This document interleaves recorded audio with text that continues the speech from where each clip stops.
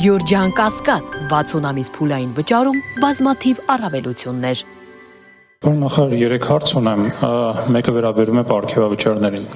Հանրության մոտ սրա շուրջ տարբեր են քննարկումները եւ զայրույթ կա նաեւ այս առումով հետեւյալն է հետաքրքիր։ Պարգևավճարները դարձել են աշխատավարձի մեխանիկական հավելում, այլ ոչ թե բացառիկ աշխատանքի գնահատական։ Կոնկրետ կնշեք, որ նվաճումների համար են նախարարները, նախարարությունների աշխատակազմերը, падգամավորները ստանում 13-րդ, 14-րդ աշխատավարձ եւ պարգևավճարներ։ Կարող եք նշել 3 կոնկրետ չափելի ցուցանիշ վերջին 6 ամսվա կտրվածքով, որոնք արդարացնում են պարգևավճարների ֆոնդի նման չափերը։ Եվ ինչպիսին է եղել նախարարության եւ նախարարի կոնկրետ դիրքորոշումը այս վերջին պարգևատրումների վերաբերյալ, որովհետեւ դուք պարբերաբար խոսում եք աշխատանքի արդյունավետության չափելիության մասին, արդյունավետության բարձրացման մասին, խնայողությունների մասին, բյուջեի դեֆիցիտ եք կրճատում, բայց 3.5 միլիարդ հատկացվում է այդ ֆոնդին։ Պարոն նախարար, մյուս հարցը։ Մենք տեսնում ենք պետական պարտքի անվանական աճ, թեև ՀՆԱ-ի նկատմամբ հարաբերակցությունը կառավարելի է համարվում, սակայն պարտքի սպասարկման ծախսերը բյուջեում ահռելի մեծ թիվ են կազմում, գերազանցելով սոցիալական կամ առողջապահական մի շարք կենսական ծրագրերի բյուջեները։ Ըստ էության մենք նոր պարտքը վերցնում ենք այլ պարտքը փակելու կամ ընթացիկ ծախսերը հոգալու համար, այլ ոչ թե զարգացման համար։ Վերջին 6 ամսում որ ենթակառուցվածքային խոշոր ծրագրերն են ավարտվել, որը կստեղծի ավելացված արժեք եւ կօգնի ապագայում փակել այդ պարտքերը։ Եթե չկա նման ծրագիր, ապա մենք ուղղակի ծախսում ենք ապագա սերունդների փողերը, որոնց արդյունավետությունը խնդրահարույց է։ Եվ վերջին հարցը. Եթե այսօր ձեզ բախտ վիճակվեր ապրել Հայաստանի նվազագույն սպառողական Զամբիոյի արժեքով 81600 դրամով, առանց ձեր պարգևավճարների եւ ծառայական մեքենայի, ինչպես դա կփոխեր ձեր ստորագրված հաջորդ բյուջետային փաստաթուղթը։ Շնորհակալություն։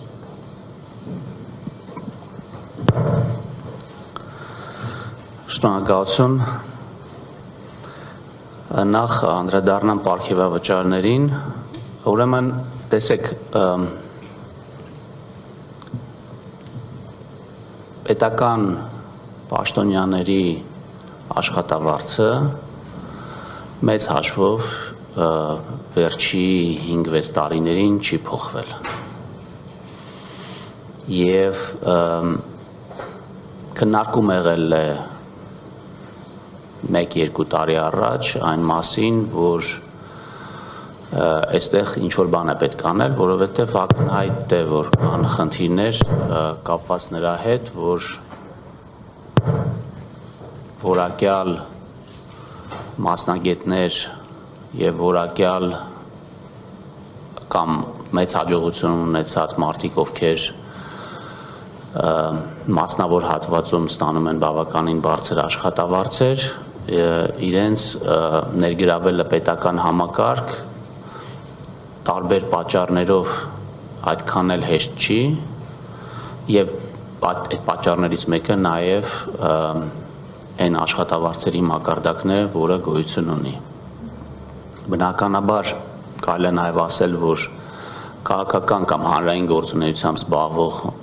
մարդիկ էլ ավելի խոցելի են, քան համեմատենք եթե մասնավորի հետ, եւ այստեղ գուցե նաեւ պետք է մի փոքր ավելին վճարել այդ աշխատանքը անելու համար։ Այս քննարկումների ժամանակ իմ դիրքորոշումը եղել է նա, որ ուղղակի բարձրացնել նախարարների, փոխնախարարների կամ ղեկավար անձնակազմի աշխատավարձը երևի այդքան ճիշտ չի եւ պետք է ներդնել մի համակարգ, որտեղ առնվազն կկարողանանք որոշակի թիրախներ դնել եւ այդ թիրախների գնահատման արդյունքով տրամադրել այդ աշխատավարձի բարձրացումը լինի ոչ բոլորի համար նույն ձևով, այսինքն նրանց համար, ովքեր կունենան ավելի լավ կատարողական, նրանց համար կլինի մի փոքր ավելի, մյուսների համար մի փոքր պակաս, եւ սա նաեւ հնարավոր կլինի հանրությանը բացատրել, օրինակ հիմա ձեզ պատասխանելով այս հարցին։ Եվ այս համակարգը պիլոտային կարգով մենք ներդրեցինք անցած տարվա սկզբից, այսինքն անցած տարվա սկզբից սահմանվեցին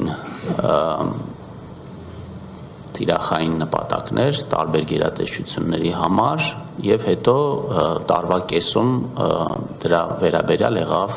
գնահատման process, թե ինչքանով են դրանք կատարվել, այսինքն ինչ թիրախներ են սկզբից դրվել եւ հետո ինչքանով են դրանք կատարվել։ Բնականաբար ամեն գերատեսչության համար դրանք տարբեր էին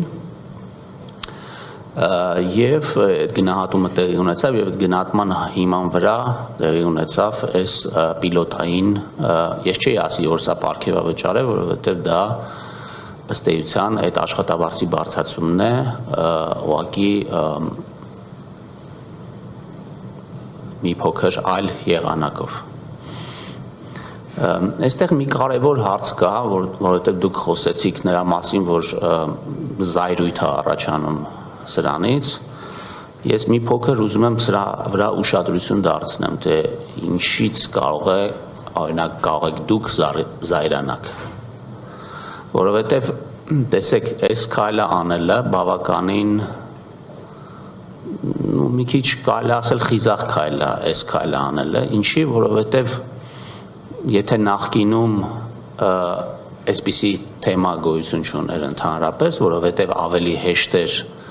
օրինակ կանխիկ ինչ որ մեկը գար ինչ-որ մարդկանց փողը բաժաներ եւ դրանով ընդհանրապես այս թեման չլիներ, ոչ մեկ էլ պարգևավճար չստանար եւ դա շահարկման թեմա չդառնար։ Հիմա մենք գնացել ենք այն ճանապարհով, որ պետքա ամեն ինչ թափանցիկ լինի, հասկանալի լինի, կարող է սկզբից կատարյալ չլինի, որովհետև գնահատման համակարգ դնելը հատկապես պետական համակարգում, հատկապես նախարարների համար մի փոքր այսպես դժվար է, եւ դրա համար դրան անվանել ենք պիլոտային ծրագիր եւ փորձել ենք առնվազն այս գնահատումը այս հավելյալ աշխատավարձը, այսպես կարելի ասել, տրամադրել այդ եղանակով։ Ես կարծում եմ, որ մեր հանրությունը պետք է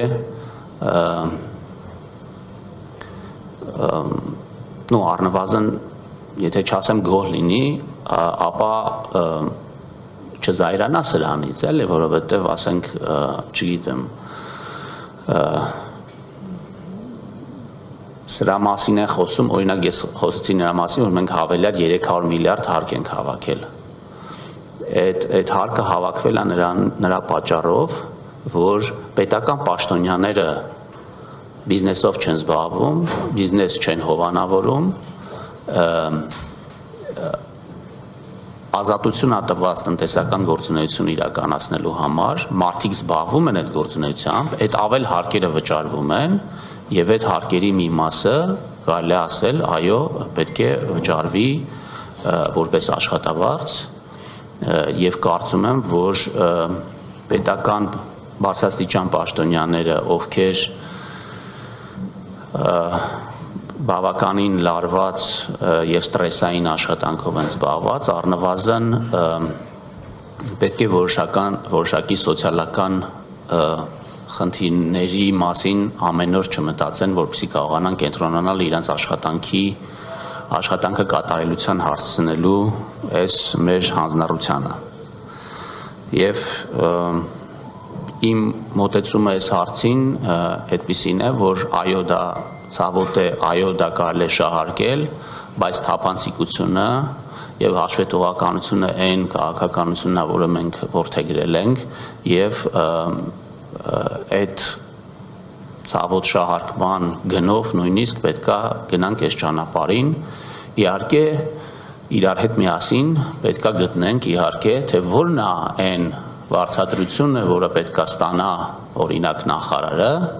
որը Հայաստանի Հանրապետության համար կլինի արդարացի։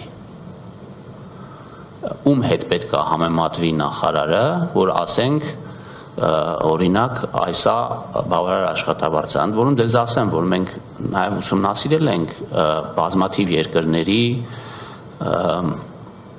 փորձը, նայել ենք, տեսել ենք, թե որտեղ որքան աշխատավարձ են ստանում, բնականաբար այն երկրների մասին է խոսքը, որ մենք ուզում ենք նմանվենք, եւ սա կարծում եմ ես ինքս կողմ եմ այս մոտեցմանը